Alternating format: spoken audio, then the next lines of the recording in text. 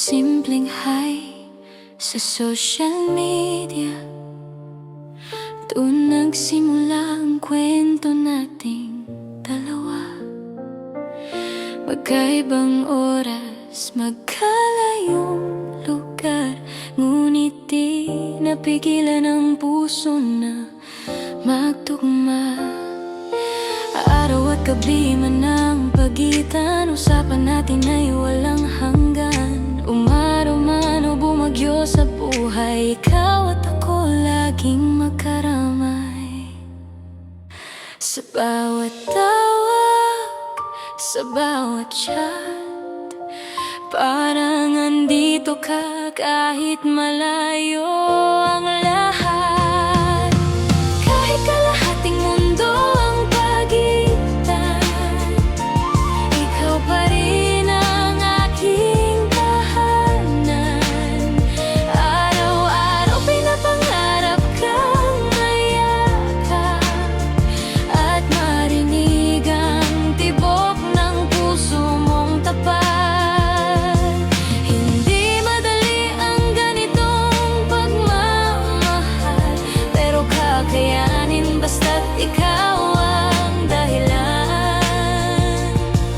Distansya man ay di hadlang kailanman, kung ang puso'y totoo sa nararamdaman. Binilang ang araw, pinigil ang kaba, hanggang sa dumating ang pinakahihintay na sandali na. Sa wakas ay magkikita na rin ang dalawang pusong sabik sa isa't isa. Di maipaliwanag ang nadarama, may halong kilig, kaba at hiya. Ngunit nang ikaw ay aking makita, ako'y napayakap ng mahigpit sa'yo bigla. Walang salita ang kayang magsabi kung gaano kita hinintay sa sandaling ito. Sinta ko, kahit kalahating mundo ang pagitan, ikaw pa rin ang aking tahanan.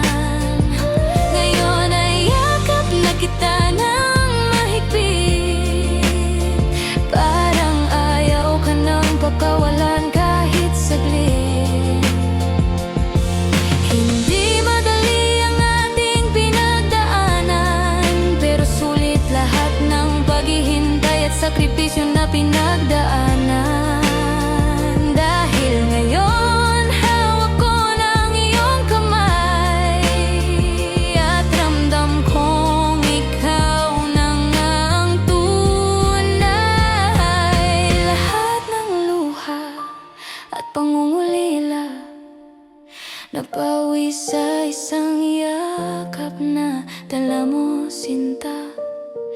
Sa wakas, hindi na lang sa panaginip, ikaw ay narito, kayakap ko ng mahigpit. Maaaring mahirap ang LDR, ngunit sa pusong tapat walang imposible kailanman.